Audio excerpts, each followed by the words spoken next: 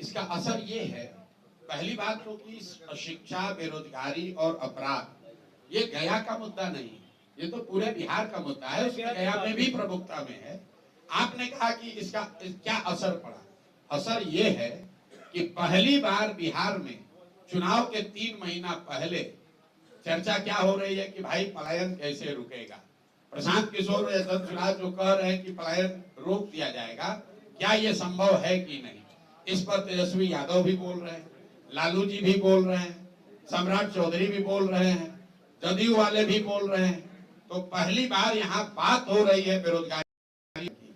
अंतर ये है कि पहले जब बात होती थी पलायन की कि भाई बहुत सारे लड़के बाहर जाते हैं, तो लालू जी, नीतीश जी जैसे लोग क्या कहते थे, आप लोग भी क्या कहते थे कि भाई बिहार का बच्चा बाहर नहीं जाएगा तो दिल्ली बॉम्बे की व्यवस्था ठप हो जाएगी। उसी को बिहारियों ने अपना सम्मान बना लिया था कि हम ही लोग दिल्ली बॉम्बे का व्यवस्था चला रहे हैं, वहां का साफ सफाई हम करते हैं, टैक्सी हम चलाते हैं। लड़के जाते हैं, हंसते कहते हैं, अरे भैया हम तो जाते हैं, सब बिहारी का मिलता है। पहली बार जन सुराज ने, प्रशांत किशोर ने ये कहा कि हमारे बच्चे, बिहार के बच्चे बॉम्बे में, दिल्ली में, कर्नाटक में, महाराष्ट्र में, गुजरात में, बंगाल में अगर जाकर टैक्सी चला रहे हैं, दुकान चला रहे हैं, ठेला लगा रहे हैं, साफ सफाई कर रहे हैं, तो ये गौरव की बात नहीं है। लिख लीजिए इस बात को, ये पहली बार धारा के विपरीत हमने बात उठाई है। ये गौरव की बात नहीं है, काम कोई भी खराब नहीं है, लेकिन अपने बाल बच्चों का पेट भरने के लिए मजबूरी में गया से, औरंगाबाद से यहाँ के अपना घर परिवार छोड़कर बॉम्बे में जाकर ठेला लगाना, ये गौरव की बात नहीं है। लोग यहाँ नेता क्या कहता है, बिहार का आदमी को मत मारो, गाली मत दो, नहीं तो दिल्ली में अगर बिहार के लोग काम नहीं करेंगे तो वहां से कूड़ा कचरा रोड पर भर जाएगा। कूड़ा कचरा निकालने के लिए बिहार का आदमी पैदा हुआ है, ये जन सुराज की ताकत है। अब लोगों ने ये कहना बंद कर दिया है, ये लोगों ने कहना बंद कर दिया कि दिल्ली में लड़के जाकर, दिल्ली में अगर बिहारियों के साथ बदतमीजी होगी तो कूड़ा कचरा वहां फैल जाएगा। हम ये कह रहे हैं कि ये शान की बात नहीं है। शान की बात तब होती जब बिहार के लड़के बिहार में काम कर रहे होते, हम लोग इतनी सब्जी, इतना फल यहाँ उगा रहे होते, इतना लीची आम उगा रहे होते कि बताते कि अगर बिहारी कह के गाली दोगे तो यहाँ से भेजना बंद कर देंगे, दिल्ली में तुम्हारा खाना रुक जाएगा। हम लोग ये चाहते हैं। मोदी जी अभी आए, उन्होंने कहा कि वंदे भारत ट्रेन एक खुलेगा, सहरसा को उन्होंने कह दिया सहरा। चलिए वो तो मिस्टेक हो गया, टेलीप्रिंटर का होगा। आप बात समझिए कितना बड़ा फर्क है जो जन सुराज कह रहा है, जो अभी तक लोग कहते आए। मोदी जी ने मधुबनी में कहा कि सहरसा से एक नई आधुनिक ट्रेन दी जाएगी जिससे श्रमिक परिवार के बच्चे गुजरात और महाराष्ट्र में जाएंगे, उनको जाने में सुविधा होगी। पत्रकारों ने लिखा, आप लोग भी यूट्यूब पर चलाए, मोदी ने 4 ट्रेन का गिफ्ट दिया। नेता लोग कह रहा है देखिए मोदी जी आकर कितना बड़ा काम किए हैं। पहला व्यक्ति है प्रशांत किशोर, हम विरोध करते हैं, हमें ऐसी ट्रेन नहीं चाहिए। ऐसी ट्रेन नहीं चाहिए जिसमें बिहार के बच्चे जानवरों की तरह मजदूर बनकर गुजरात जाए, महाराष्ट्र जाए काम करने।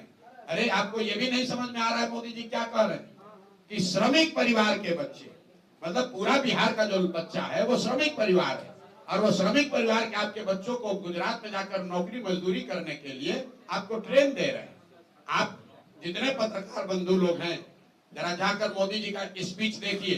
अगर मोदी जी में दम है तो यही बात जाके गुजरात में कह दें कि गुजरात में एक नई ट्रेन चलेगी जिस पर गुजरात के श्रमिक परिवार के लोग महाराष्ट्र, तमिलनाडु में, दिल्ली में जाएंगे काम करने।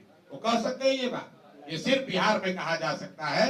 और बिहार के लोग इतना, हम लोग की चेतना मर गई है कि हम लोग इसको विकास मान रहे हैं, हम लोग इस पर ताली बजा रहे हैं। भैया ट्रेन चाहिए, लेकिन वैसी ट्रेन चाहिए जिसमें हम लोग यहाँ से बिजनेस व्यापार करें। वैसी ट्रेन चाहिए जहां से चीनी, सीमेंट, छड़ यहाँ से बनाकर भेजा जाए। वो ट्रेन बिहार के लोगों को नहीं चाहिए जिस पर हम लोग के बच्चे मजदूर बनकर गुजरात और महाराष्ट्र के फैक्ट्रियों में जाकर अपनी जवानी बर्बाद करें। ये फर्क है जन सुराज का और दूसरे दल का। लोग कूद करके जो आ रहे हैं, तो अभी आपने कहा है कि गलत आदमी को अगर हम टिकट दें तो आप मत जिताइए, तो टिकट देने में ही क्यों नहीं परहेज बरता जाए? बिल्कुल सही बात है कि टिकट, ये देखिए वाजिब सवाल है। अनुभवी पत्रकार है, सरकार ब्यूरोक्रेट्स का अपॉइंटमेंट करती है, कलेक्टर जो बनते हैं, बोलचाल की भाषा में समझिए IAS IPS बनता है। चुनने की प्रक्रिया कितनी कठिन है, परीक्षा है, इंटरव्यू है, ग्रुप डिस्कशन है, 5-5, 6-6, 10-10 वर्ष की तैयारी के बाद लाखों लोगों के बीच से 100,000 लोगों को चुना जाता है। फिर भी क्या चुना जाने वाला हर ब्यूरोक्रेट ईमानदार है? चुना जाने वाला हर कलेक्टर एसडीओ क्या काबिल है? कोई भी प्रक्रिया अपनाइएगा तो उसमें कुछ गलत लोग आ सकते हैं। तो मैं पहले ही मान रहा हूं, मैं कोई भगवान नहीं हूं। चुनने की प्रक्रिया में गलती हो सकती है। प्रयास यही है कि 243 में 243 अच्छे लोग चुने। यूपीएससी जब परीक्षा करती है तो यही सोचकर न लोगों को आईएएस बनाती है, उनका चुनाव करती है आईएएस आईपीएस में कि ये लोग जाएंगे, समाज के लिए काम करेंगे, ईमानदार रहेंगे। लेकिन ज्यादातर आईएएस आईपीएस क्या कर रहे हैं आप देख रहे हैं। उसी तरह दल की भी एक प्रक्रिया है।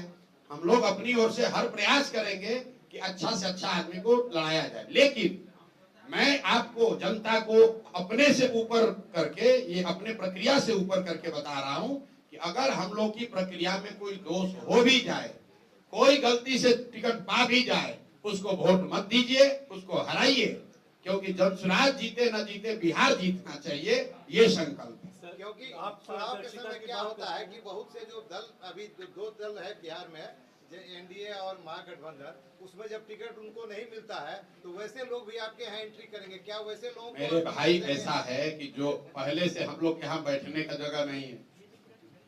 पहले से जनसुराज एकमात्र ऐसा दल है जिसमें आप प्रशांत किशोर से मिलकर उम्मीदवार नहीं बन सकते।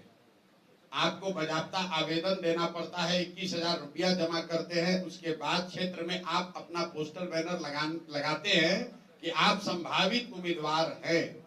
उसके आधार पर जनता उसका मूल्यांकन करती है। हम लोग छोटी बड़ी सभाएं करते हैं, लोगों से जाकर पूछते हैं भाई जो संभावित उम्मीदवार है इसमें कौन अच्छा लग रहा है। अब ये संभव है कि समाज का सबसे अच्छा आदमी जो आपको लगता हो वो हमारा संभावित उम्मीदवार नहीं है। अभी भी प्रयास जारी है भाई, जो भी समाज में अच्छा है उसको लेकर आए। लेकिन मैं इतना दावा जरूर कर सकता हूं कि जो 4, 5, 8, 10 लोग जनसुराज के संभावित उम्मीदवार हैं हर क्षेत्र में, वो किसी दूसरे दल के उम्मीदवारों से, मुझे ऐसा लगता है कि वो बेहतर, उनमें से जो भी चुना जाएगा वो ज्यादातर केस में दूसरे दलों के उम्मीदवारों के मुकाबले बेहतर होंगे। अगर हम लोग बेहतर नहीं चुन पाए तो उनको आप चुनाव हरवा दीजिएगा।